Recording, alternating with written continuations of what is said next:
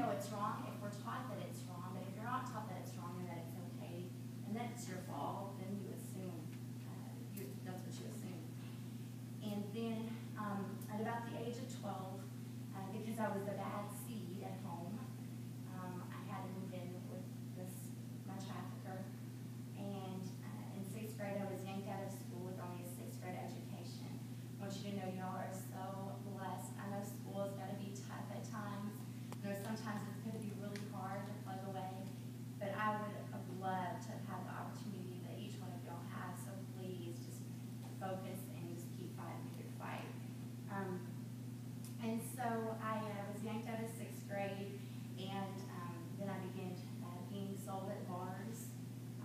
Sometimes it was in my own bedroom, and then sometimes I would wake up with unfamiliar men in unfamiliar places and have to find a way to gather myself together and get on a city bus and go back home to my trafficker, because that's the only place that I had to go.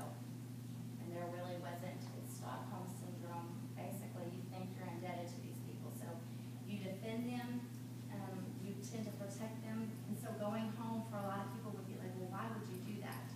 Because I was brainwashed to believe that that's just the way life was. And then because I had left school, truancy officers began to start asking me around, knocking on the door, giving warnings.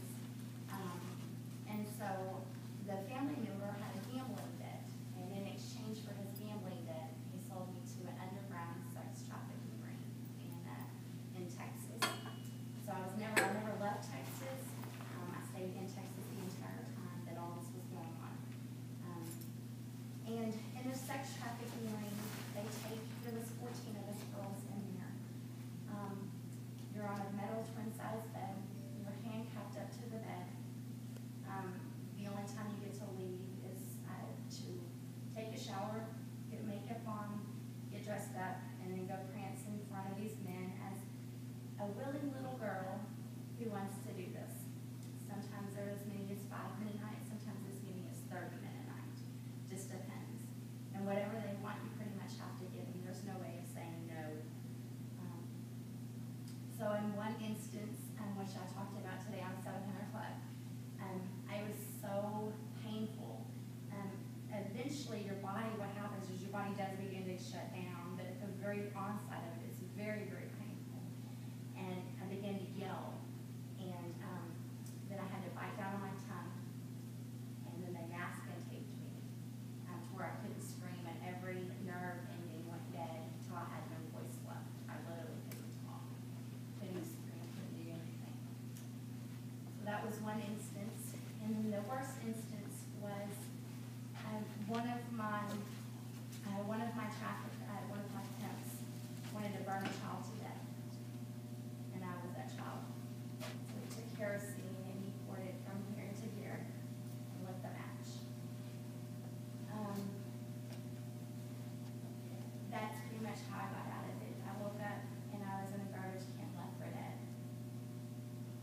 I went through a man who I thought was my saving grace, my angel, and he got me the medical care that I needed. He did everything that he could possibly do. And I thought, wow, somebody cares, somebody loves me, finally, until he began to sell me as well into child prostitution.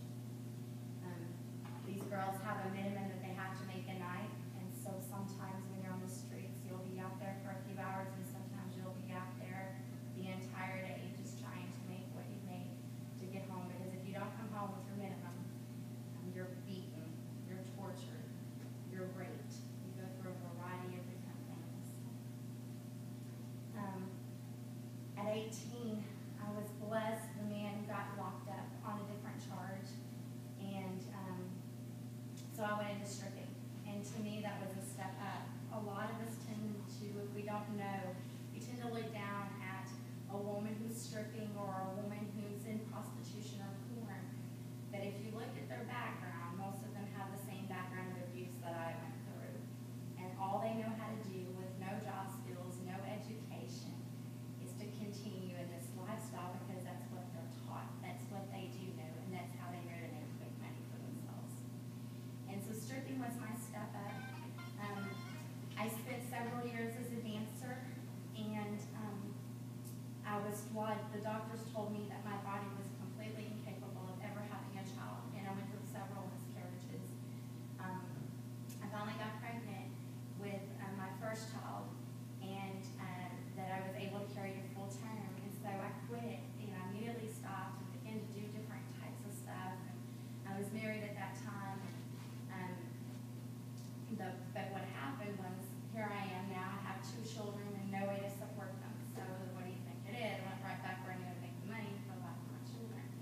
But I spiraled out of control. So with 3 children,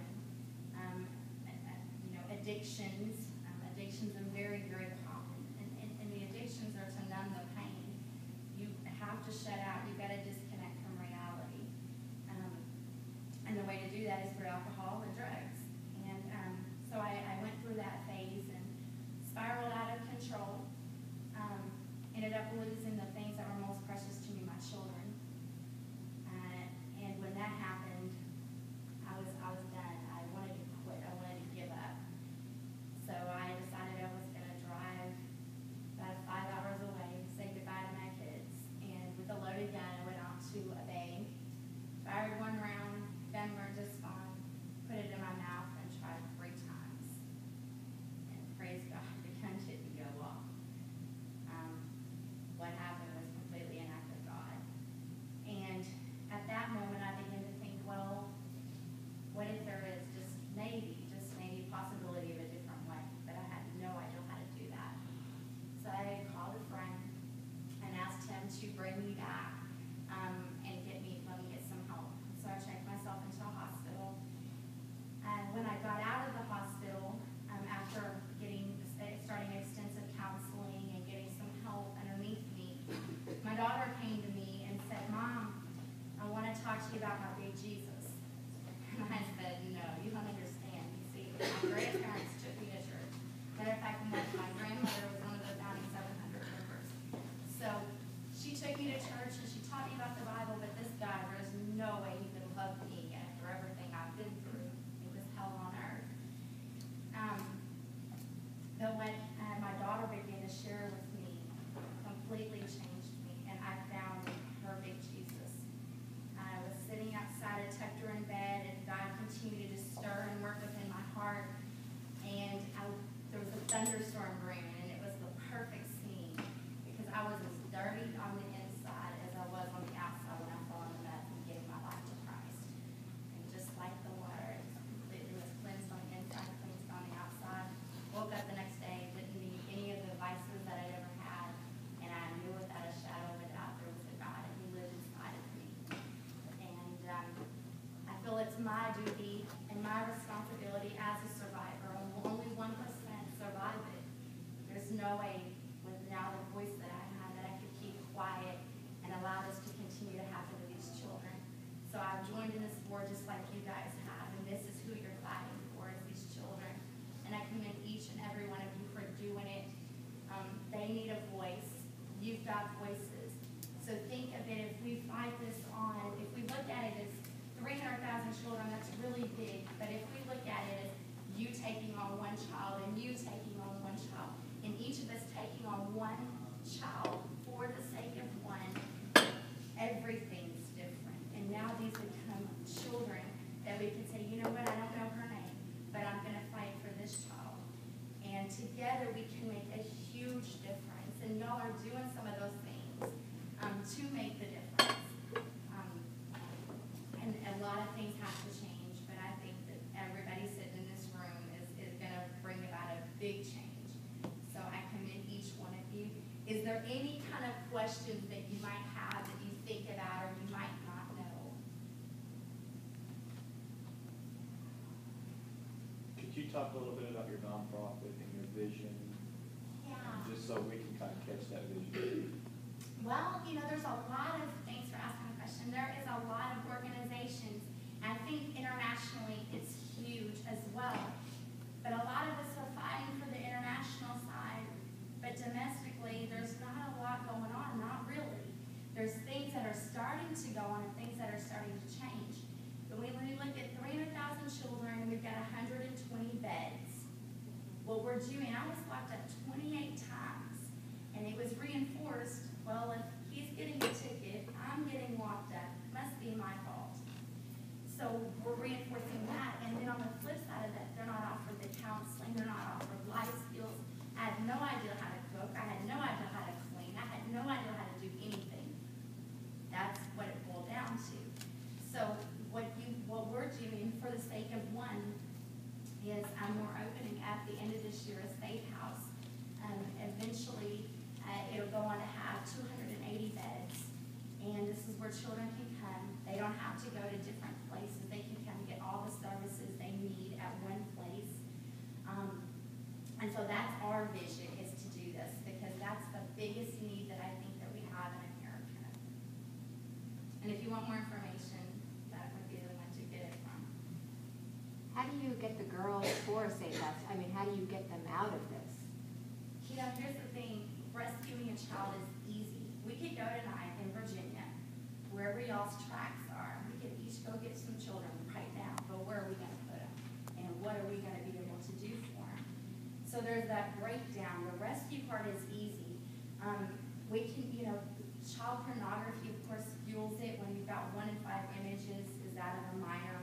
56,000 U.S. produced websites that are selling child porn. You've got, you know, girls on the streets. You've got this happening in schools, high school, junior highs. You know, as college students, these girls look up to you guys. They want to be you guys. So one of the things, you know, ways to work is locally is to get involved. And I don't know exactly what y'all do, but to get involved with that, those junior high and high schools, and be their role model. Show them, listen, you don't have to do this. You can come up here, because a lot of them, they don't know any difference. At home, they're not taught any differently. So that's something everybody can do. I've heard statistics, which who knows how accurate statistics are, right? It's just as much as they can figure out. I've heard that the average, like the clients are like 75% white male and like 90% married. Can you just speak like the average client? Like, is there an average, or is it just? You know, I don't know how those figures came about. I didn't know any of my men on a personal level as far as my pimps go, or as far as my Johns go. I didn't know really any of them. Mine were mostly businessmen, and you know, the sad thing is when you think about it, you can buy a 9-year-old child for $3,000 to $5,000, but then on the flip side of it, you can go to some of these web pages like Backpage, Backpage.com. I can't even talk now. Or Craigslist. I thought they were really had a game plan to shut Craigslist down, but I'm hearing that that's not really the case. And you can go on there, get a child quicker than you can get a visa for $40. So that's kind of what you're facing. So I think it depends. I think a lot of them are probably married.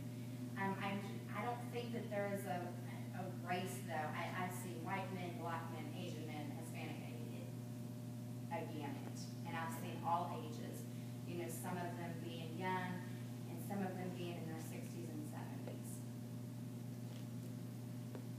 Did any of the men ever like seem apologetic with what they were doing? Yeah, as a matter of fact, there was a couple of them that would actually hold me and tell me, you know, I love you, I just want to spend some time with you, and they seemed compassionate. In your traffickers, the men that are actually the pimps, the traffickers, most of them seem, even though they do things, these children are so confused.